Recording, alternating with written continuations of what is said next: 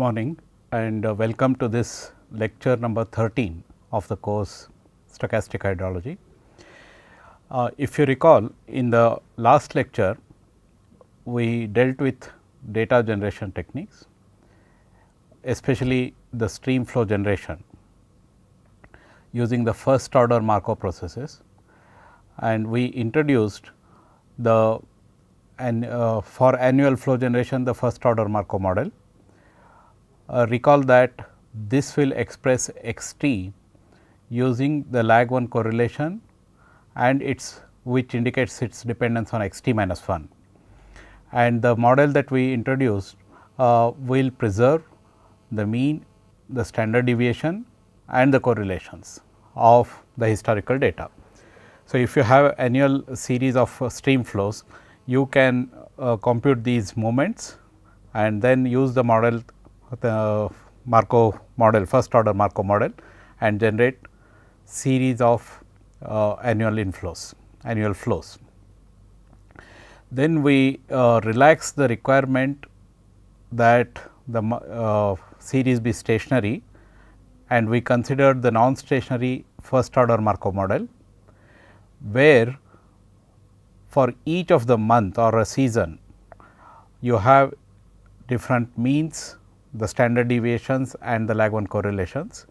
We incorporated that into the Markov model and then introduced the non-stationary first order Markov model.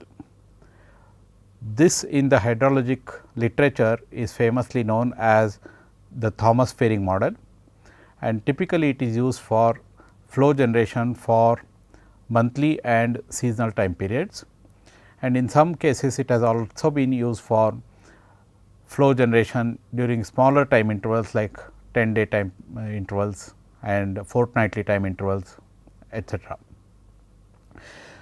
Recall that the requirements for the Markov model as we introduced in the last lecture are that the flow time series can be approximated to be a Markov chain, and also that the flow series can be approximated to follow normal distribution. The Thomas Fearing model that we introduced in the last lecture requires the flows to follow normal distribution, and it also generates negative values because we are following the normal distribution, and in the applications the negative values are set to 0.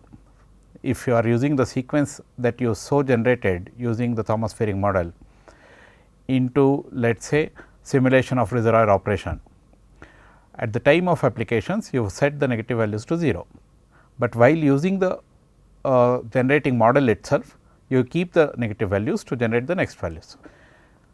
Because it generates negative values, often using the log transformation is advantageous.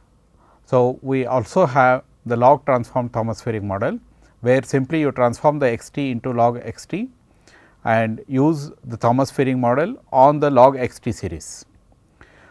That is also quite popularly applied in hydrologic literature. Now, we move to the next topic, which I introduced just towards the end of the last lecture. This is called as the frequency domain analysis. So far, whatever we have been doing on the time series analysis is on the time domain. For example, we calculate the correlations and then plot the correlogram. All of these are done with respect to time. We talk about correlation at a particular lag, and these lag that we considered are with respect to time. We can also transform the observed series x t into a frequency domain and then do the analysis in the frequency domain, and often this is very advantageous, especially in determining the periodicities inherent in the data. So, the frequency domain analysis we carry out mainly to identify the periodicities in the data. If you recall, we expressed x t, the time series, as consisting of d t, a deterministic component, plus epsilon t, which is a stochastic component. And right in the beginning we mentioned that the d t, that is the deterministic component, can consist of let us say a long term mean around which the values are fluctuating, or you may have a trend, increasing or a decreasing trend around which the values are fluctuating, or you may have a periodicity like this around which the values are fluctuating randomly, apart from having a jump in the series and so on. Identification of these periodicities is an important problem in hydrology. The correlogram, as you can see here, if you have a periodic process, the correlogram will typically look like this. In the time domain, if you plot the correlogram R k versus k or rho k versus k, the periodic process will look like this. So, where the correlogram is oscillating periodically, and typically it dies down slowly in most of the hydrologic processes. The correlogram indicates that yes, there are periodicities inherent in the data, but identification of the exact periodicities and the significant periodicities inherent in the data is better done with the spectral analysis, where we transform the time series x t into the frequency domain, and then we analyze the time series in the frequency domain. This analysis is called as the spectral analysis. So, the periodicities in the data which were indicated by the correlogram can best be determined by analyzing the time series in the frequency domain, and such analysis is called as the spectral analysis or analysis in the frequency domain. The basic premise or the basic hypothesis with which we start is that the observed time series is a random sample of a process over time and is made up of oscillations of all possible frequencies. So, this is the basic premise on which the frequency domain analysis is based. And then we look at the time series as having been consisted of several frequencies, and then we look at which of these frequencies are dominant in the observed time series. The spectral analysis, as we introduce now, is widely used in several other fields also, like electrical engineering, physics, meteorology, apart from hydrology. In hydrology, specifically the applications of spectral analysis include dry and wet run analysis. Let us say you have a large sequence of rainfall data, and you would be interested in frequencies of dry periods or wet periods, periodicities of dry and wet periods. That is where we use the frequency domain analysis. We also use it for developing models for synthetic generation, in which we would be incorporating into the models the periodicities inherent in the data, and for that identification of periodicities becomes important. Even in the hydrologic forecasting models, when we are talking about medium term forecasts, let us say over the next season, 6 months, 1 year or 3 years, medium term forecasts, when we are talking about, we need to incorporate the periodicities in the process into the models, and that is where we use the spectral analysis. And the recent research area in hydrology, which deals with impact studies of that is the climate change impact studies on hydrology. Such studies also require identification of periodicities, oscillations, decadal oscillations and so on in the particular process that we are talking about.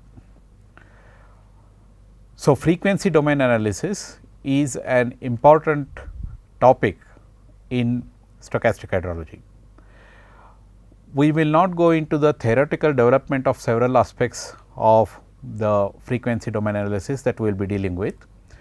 Rather, what we will do is, we will pick up directly the expressions that are available and then see how we apply to a hydrologic time series, how we interpret the results and how we identify the periodicities, how we check the significance of the periodicities so identified, and what do we do with these periodicities in subsequently building up the time series models. So, the first level, as I said, we express the time series x t as consisting of different frequencies. For example, in this case we take a sinusoidal representation of the time series. So, we write x t as a constant alpha naught and then summation over k to n by 2 or n minus 1 by 2, where n is the number of data points that we have. If n is even, we write the summation up to n by 2. If n is odd, you write up to n minus 1 by 2. Alpha k cos 2 pi f k t plus beta k sin 2 pi f k t summation ends here plus epsilon t. So, this is how we are expressing the time series as consisting of a sinusoidal component, a random component and a constant.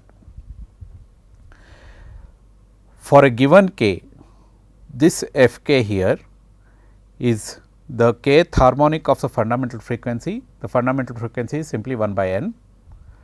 So, f k is written as k by n. So, for a given k, we will have expressions for determining alpha k, you know f k, you are writing for the time period t, therefore, this t is known. Beta k, we have an expression, I will just present it, again f k is known, t is known and epsilon t is a random component. The periodicity when we write x t in this form is simply 1 by f k. So, f k is the frequency, obviously periodicity will be 1 by frequency. So, in this expression we determine alpha naught, which was a constant here, by simply the estimate of the mean, which is x bar, and alpha k we determine by this expression 2 by n t is equal to 1 to n x t cos 2 pi f k t. You are summing it over all the time periods, t is equal to 1 to n, and this is the original time series x t. F k is the particular frequency that we have determined for that particular k, that is k by n, and t is the particular time period. Similarly, beta k we determine by x t sin 2 pi f k t.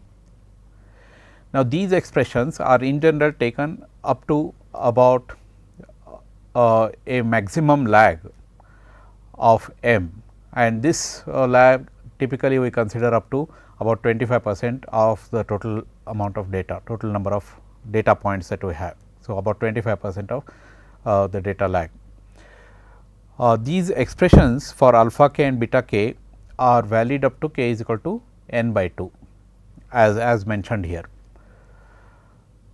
When n is odd, the expressions are true until k is equal to n minus 1 by 2, and the last values of alpha n by 2 and beta n by 2 will be given by this, beta n by 2 will be equal to 0. Now, let us see what are the interpretations of this. The way we have introduced the spectrum is called the variance spectrum. So, it divides the variance, that is the observed variance, into number of intervals of frequency or bands of frequency, and the spectral density, as we write here, it indicates the amount of variance per interval of frequency. So, we write the spectral density I k as n by 2 alpha k square plus beta k square.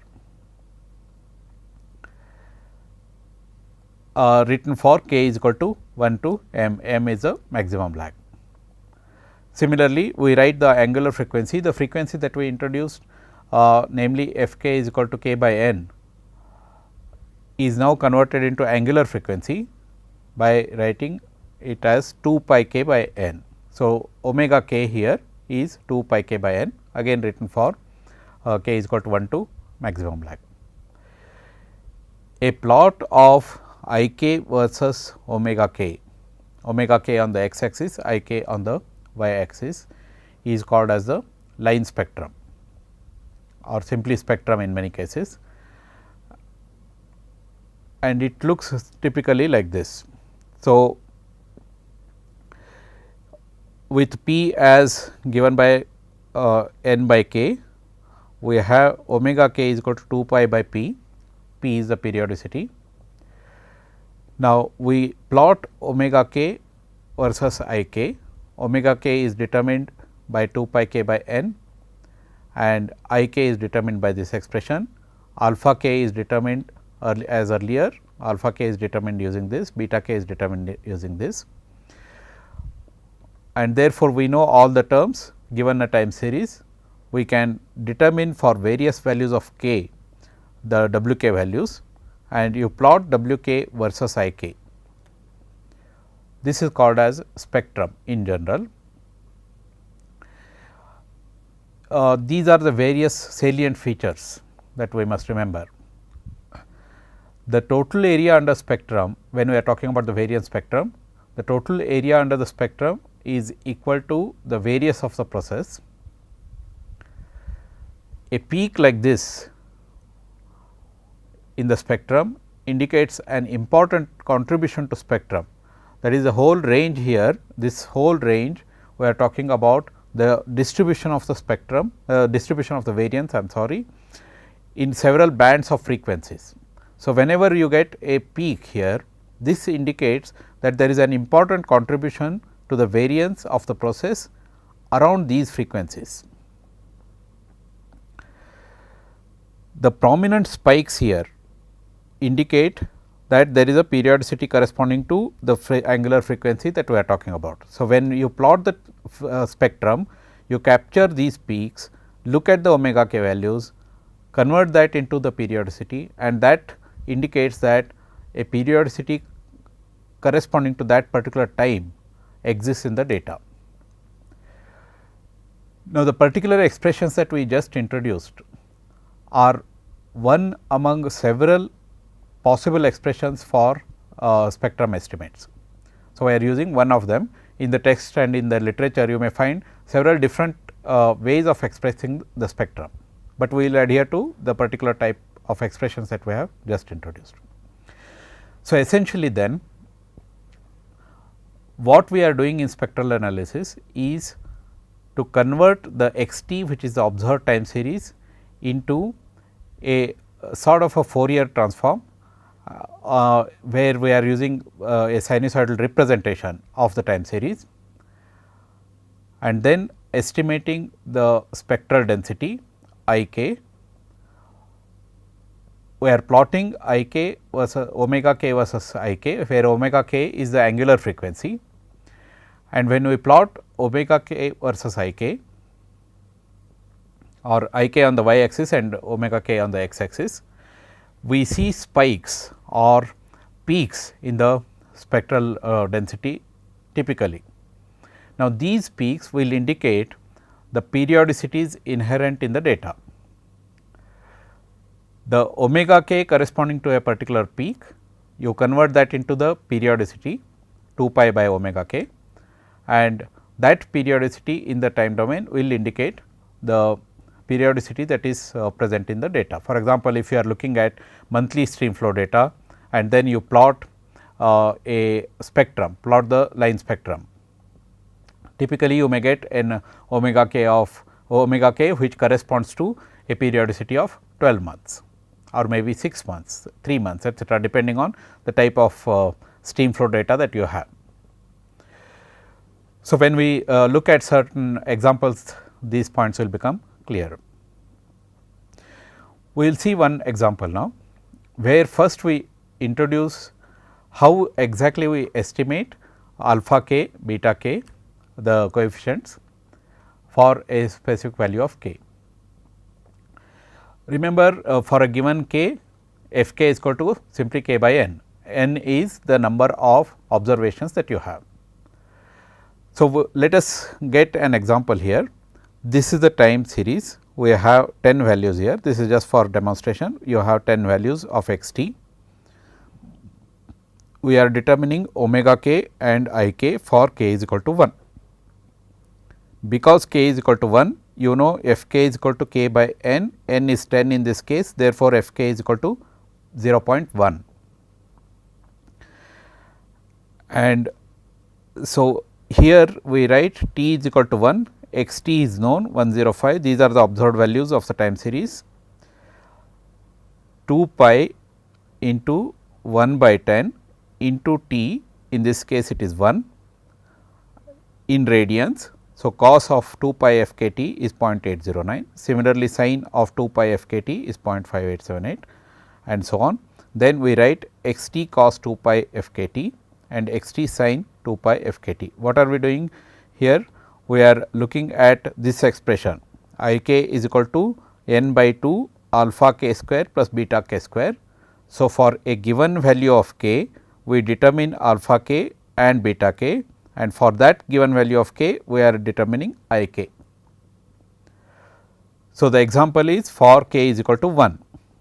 So, for a given k, first determine f k by k by n and then apply these expressions. So, x t cos 2 pi f k t, x t sin 2 pi f k t, and you get summations here.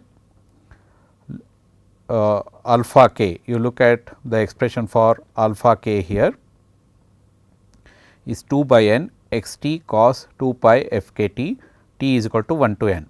So, this is the expression we are using to estimate alpha k. Similarly, for beta k we are using this expression. So, we sum this over all the n time periods and get this value. Similarly, sum this term, get this value. You get alpha k as 2 by n, which is 2 by 10 into the summation of x t cos 2 pi f k t, and you get alpha k as 3.1046.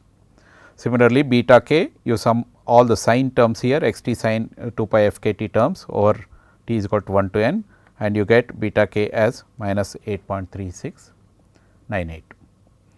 So, for a specified k, you know how to get alpha k and beta k. Once you know alpha k and beta k for all k, you determine I k. Once you have determined alpha k and beta k for, let us say k is equal to 1 to m, m is the maximum lag, you can determine I k for all these k's, because alpha k and beta k are known. Similarly, you know omega k 2 pi k by n. So, for a given k, you know omega k and I k, plot omega k on the x axis and I k on the y axis, you will get the spectrum. So, this is how we estimate the spectrum. Now,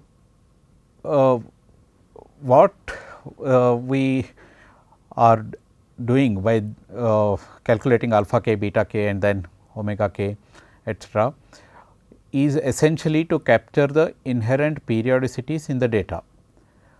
So, if you have plotted a correlogram in the time domain, correlogram would have already given you some idea about existence of periodicities. Now, this will be verified in the spectral analysis, and also the information content, the information on the frequencies or the periodicities inherent in the data comes out more prominently in the frequency domain, and you can also examine the significance of the periodicities. So, you identify the periodicities and then examine the significance of these periodicities. The way we estimated the spectrum and plot of I k versus omega k that we just did is called as the line spectrum. Now, the line spectrum transforms the information from the time domain to the frequency domain. As I said, while the correlogram indicates the presence of periodicities in the data, the spectral analysis helps identify the significant periodicities themselves. We will do some examples by which we can demonstrate this fact. The line spectrum, as we had defined, is a statistically inconsistent estimate, and the plot that we get typically is not a really a smooth function. You get spikes like this, and then these need not be actually 0, but there will be some lines like this, and then there is another peak and so on. So, this is not a really a smooth function that we have defined. We smoothen the function and redefine the line spectrum. This is generally called in hydrologic literature at least as the power spectrum. So, the smoothened spectrum is called as the power spectrum. For the same graph, it may appear something like this. So, you may have smoothened values. This is the power spectrum as we defined present just now is called as the it is a consistent estimate of the spectral density. So, we define the power spectrum this is actually a Fourier cosine transform of the autocovariance function. So, we know how to determine the autocovariance functions C k if you recall, and we transform the autocovariance function as a Fourier cosine transform and then define the power spectral function. So, the power spectrum I k is given by 2 C naught plus 2 into summation j is equal to 1 to n minus 1 by 2 lambda j C j. C j are the autocovariance functions cos 2 pi f k into j. So, in this summation you are talking about j here. These are called as lambda j's are called as the lag windows, and there are ways of estimating the lag windows. For example, we talk about 2-key window, Parson window and so on. We will introduce one of the methods of estimating lambda j's, and all other terms are defined. So, C naught is your autocovariance function at 0, which is just the covariance. In fact, it becomes the variance, sorry. The lambda j's are estimated by what are called as there are various expressions for expressing lambda j for estimating the lambda j's. So, lambda j is equal to 1 by 2, this is given by 2-key window, and this is most commonly used. 2-key window and Parson windows, these are typically used for estimating lambda j's. We introduce the 2-key window here. So, lambda j is equal to 1 by 2 1 plus cos 2 pi by m dash. Now, this m dash is slightly different from the m that we talked about, the maximum lag. Now, m dash can also be about 0.25 n. A general guideline for m dash or the maximum lag is that it should not be too small, nor should it be too large, so that you are not missing the information content in the frequency distributions. So, typically we use about 25% of the data, and some authors also recommend 2 root n, you go up to 2 root n. If you have 100 data, 2 into root of 100, so about 20. Whereas, if you have 100 data, this may indicate about 25 values. So, typically it should not be too large, nor should it be too small. The smoothened spectrum, which is omega k versus I k, once you estimate lambda j's, you can estimate I k here, the covariance functions are known. So, you estimate the covariance functions and you can estimate I k, and omega k is the same as what we did earlier, 2 pi k by n, and you plot w k versus I k, this is called as the power spectrum. So, this will be a much smoother diagram, and it is also a consistent estimate. Now, in the frequency domain analysis, the information is extracted from the frequency domain, that is from the spectrum. Let us say you have a completely random sequence. For example, you generate using your calculator a series of uniformly distributed random numbers in the interval 0 and 1, and you plot the spectral density. For a completely random sequence, you will see that the spectrum oscillates like this. That means, you are unable to get any particular peaks in the spectrum. What does this mean? This means that the variance is rather uniformly spread. There is no particular frequency band which has more variance content than any other band. Such processes are called as white noise in the spectral analysis. So, the white noise indicates that no frequency interval here contains any more variance than any other frequency interval.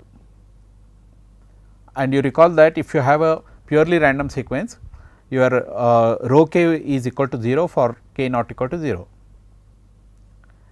and this is the theoretical rho k, and if you have sample estimates r k, the r k will be all significant for all k not equal to 0. So, r k will be insignificant for all k not equal to 0. What do I mean by significance? If you recall, we draw a band of 2 by root n, actually 1.96 by root n on either side, plus 1.96 by root n and minus 1.96 by root n.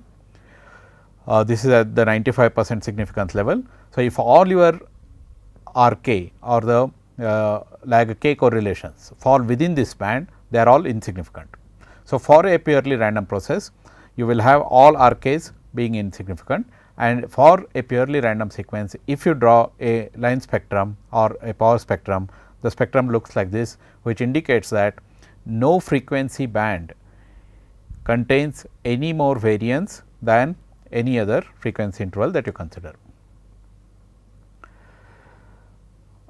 Typically, what we do is in the run up to building time series models, first we plot the time series, then we plot the correlogram.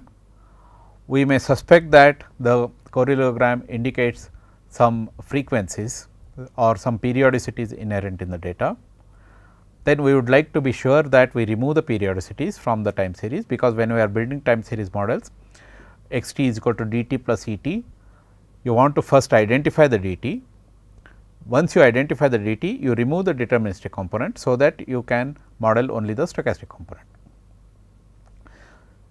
To identify the periodicities, we then plot the spectrum, either the line spectrum or the power spectrum, Smoothen spectrum, and identify these periodicities. We also check for which of these periodicities that we have identified are in fact significant, so that you can use them in your models. The spectrum, as we showed just now, it shows several spikes like this, prominent spikes, which indicate that there are periodicities inherent in the data. The period corresponding to any particular value of omega k may be computed by 2 pi by omega k. So, let us say you have a spectrum like this, and you identified that this is a peak and this corresponds to a particular omega k. The period corresponding to that omega k will be simply 2 pi by omega k. Then let us say that we identified that this is a period and this is significant, but we are not so sure whether this is significant, whether this is significant, and so on. How do I test? Once we know that a particular peak is significant, let us say that this periodicity is significant, we remove the periodicity corresponding to this, reconstruct the series, replot the power spectrum, and then examine the periodicity for the next. So, the way we do is we test for the significance of periodicities one by one. Let us say you remove this periodicity and test for the next highest period, highest peak, remove that and test for the next highest peak, and so on. So, this is the way we test for significance of periodicities. So, what do?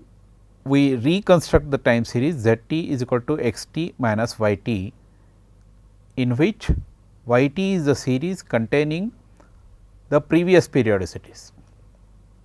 So, we reconstruct it as x t minus y t, where y t is defined as, let us say that you want to remove d number of periodicities 1, 2, 3 etcetera up to d number of periodicities. So, you write y t using your frequency domain notation as y t is equal to mu plus alpha 1 cos omega 1 t and so on. This is corresponding to the first periodicity omega 1, this term is corresponding to the second periodicity omega 2 and so on. So, you deduct terms corresponding to d number of periodicities omega d t. So, you are actually removing d periodicities through this series y t, and you are constructing z t is equal to x t minus y t with d number of periodicities removed. Typically, in hydrologic applications we remove one periodicity, two periodicities, 3 periodicities and so on, not more than that. So, we construct this series y t and reconstruct our x t, and the spectrum of new series z t is plotted and the spikes are again observed. Now, when you reconstruct this, typically what we see, again we see some prominent spikes. Let us say you removed one periodicity and then reconstructed the time series, plotted the spectrum for the reconstructed time series. You will see again significant peaks. Visually you can see that there are significant peaks. Because you have removed the earlier significant periodicities, the remaining periodicities now appear very prominently in the series, in the spectral density, spectral diagrams. Just by visually examining, we may tend to conclude wrongly that these periodicities that we are seeing are statistically significant, because they appear very prominently in the time series, in the transformed time series actually. But it is necessary for us to have statistical methods by which we can test the significance of the periodicities that we so identify, and that is what is done. We introduce a statistic gamma square n minus 2 by 4 rho 1 cap. This is given by Kashyap and Rao 1976, the reference is here. So, gamma square is alpha square plus beta square, and rho 1 cap is estimated by this. T is equal to 1 to n, this is the particular periodicity which we are examining.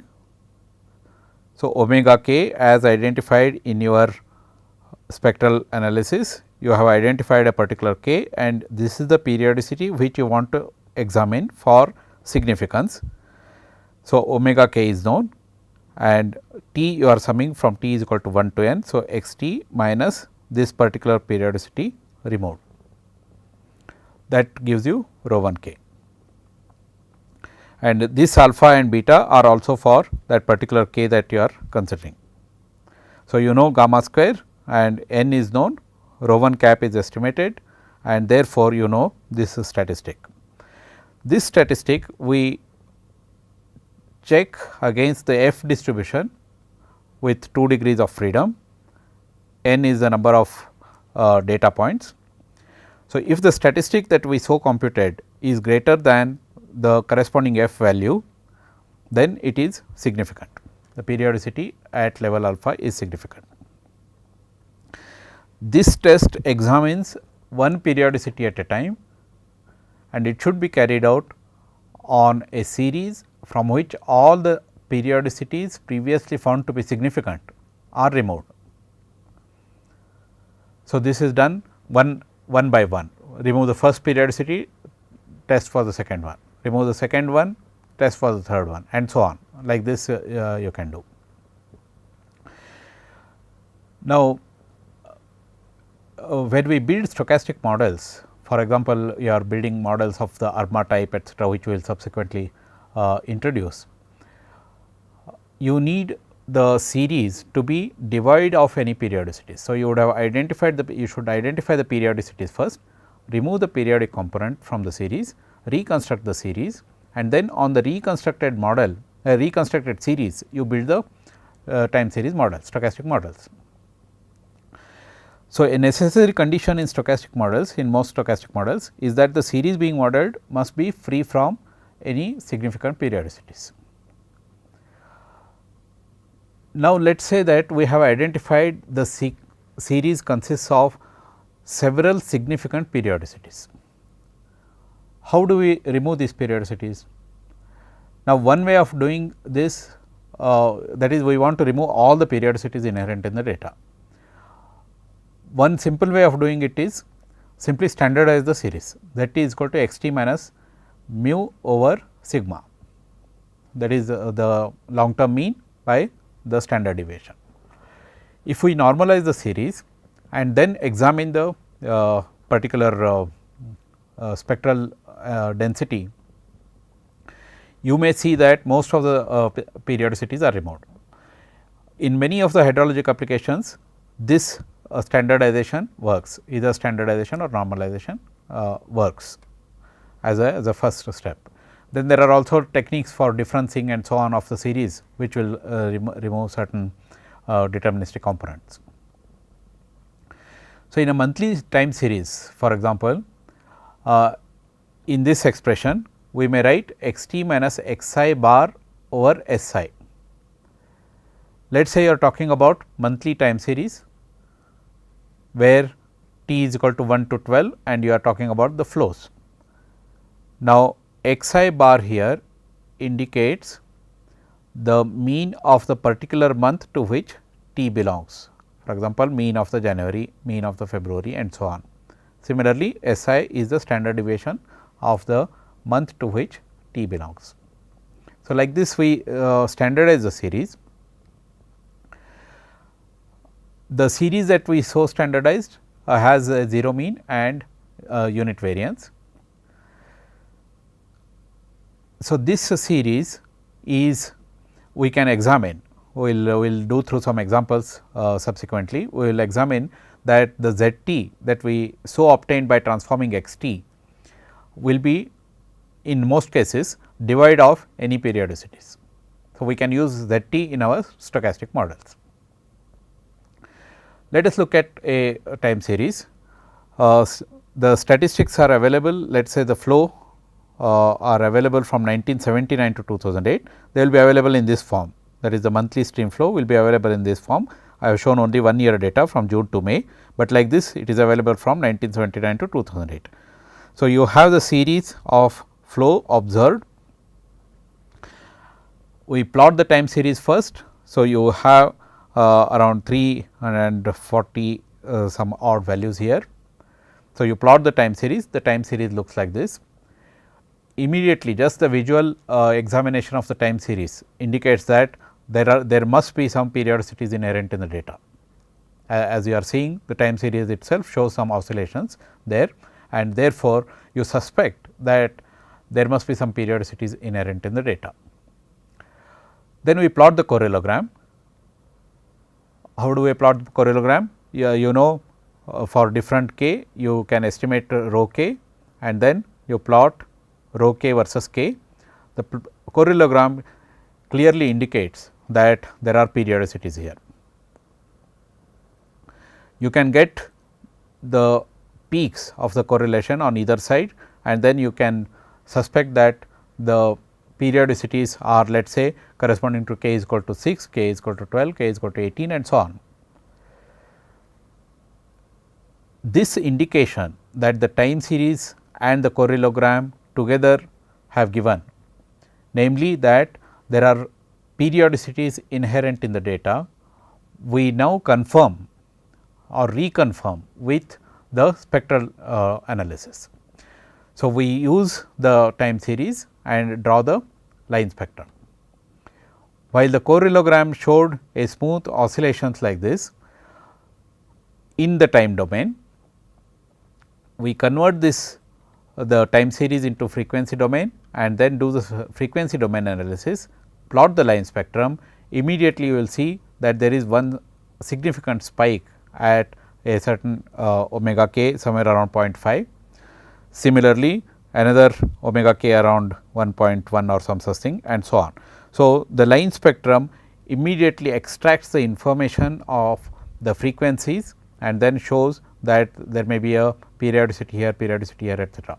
If you recall again that what this shows is that there is a significant contribution to variance of the process around these frequencies, much more significant contribution compared to any other frequencies somewhere here.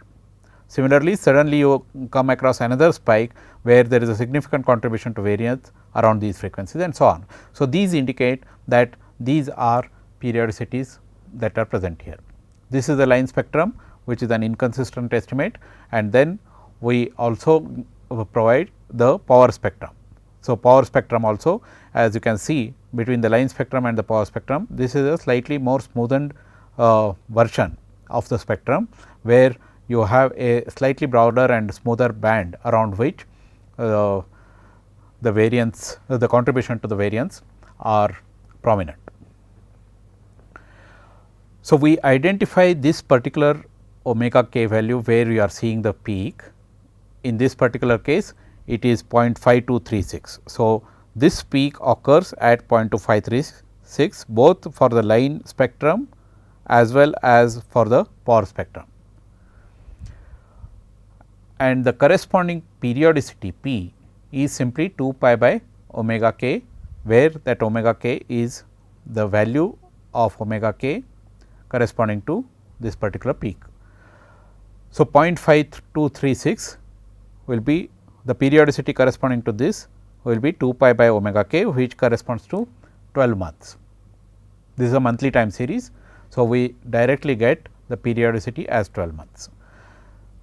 The next peak here occurs at omega k of 1.0472, this corresponds to 6 months. When you do 2 pi by 1.0472, you come to around 6. The actual value may be just 6 point something, etc., but you can say that the periodicity is 6 months. Similarly, the next one corresponds to 1.571 and that indicates a periodicity of 4 months. Next corresponds to 2.094 here and that corresponds to a periodicity of 3 months. So, from the data, from the time series data, you now identified by doing the spectral analysis, you now identified that there is a periodicity of 12 months and 6 months, 4 months and 3 months inherent in the data. But whether all of these periodicities need to be included in our time series models, all of these are significant. Now, this needs to be tested by the test that we just indicated. So, let us say that we want to examine whether the third periodicity, we will assume that 12 months and 6 months, let us say they are significant, but we are not so sure whether the 4-month periodicity is significant, whether the 3-month periodicity is significant and so on. So, to test this, what we do is first you remove the first 2 periodicities that we have identified, that means corresponding to omega k of 0.5 something and omega k of 1.0 something. These 2 periodicities you remove, reconstruct the data, reconstruct the time series and then replot the power spectrum and then see how, whether these periodicities are significant. So, first we reconstruct the time series as z t is equal to x t minus y t. We are removing the first 2 periodicities here. So, the periodicity corresponding to omega 1 is removed here, periodicity corresponding to omega 2 is removed here, where omega 1 and omega 2 are here. This is omega 1 and this is omega 2. So, these 2 periodicities we are removing and then reconstructing the time series as z t is equal to x t minus y t. So, omega 1 is this and the corresponding alpha 1 is 29.28 and beta 1 is 172.93. Now, these are obtained from your earlier expressions, if you recall alpha k and beta k, they are written here. So, for a given value of alpha, for a given value of k, you know how to get alpha k, you know how to get beta k. So, k is equal to 1 in the first case. So, you determine those and retransform the series. So, this is how you determine alpha 1 and beta 1. Similarly, for the second spike that we saw in the spectral density, you have omega 2 is equal to 1.0472, you get the corresponding alpha 2 and beta 2. So, here all the terms are known. Construct y t series and then construct z t series from your original x t by deducting y t from your original x t. Say for example, for t is equal to 1, by putting all these values you get y 1 is equal to 215.5 and z 1 is equal to x 1 minus y 1. So, x 1 was in this data as you can see 54.6. So, 54.6 minus 215.5 you get minus 160.9 and so on. So, like this now you have constructed the z t series. Now, on the z t series now, this is how the time series plot of z t looks. So, initially you started with x t time series, the original observed data, you plotted the time series, you suspected that there were periodicities present in that, you plotted the correlogram which confirmed that there were periodicities, then you plotted the spectral density which brought out the periodicities corresponding to 12 months, 6 months, 4 months and 3 months. You removed the periodicities corresponding to 12 months and 6 months from the data by transforming the data z t is equal to x t minus y t, where y t is the series corresponding to the first two significant periodicities, suspected significant periodicities, and that is the series that we have plotted here now. So, this series looks something like this. Then we plot the correlogram. Now, correlogram, these are the significance bands. Correlogram looks something like this. There are some peaks here, it is still oscillating, and there are some peaks which are way beyond the significance bands. We plot the power spectrum, this is how it looks. Now, the original power spectrum was somewhere here, is shown here. In the original power spectrum, there was a peak at somewhere around 0.5, there is no peak here because we have removed that. There was another peak at 1 point some value, that is also removed. So, this is corresponding to 12 months, this is corresponding to 6 months, both of them are not present here. The third peak which was occurring somewhere around 1.56 or something, that becomes prominent now.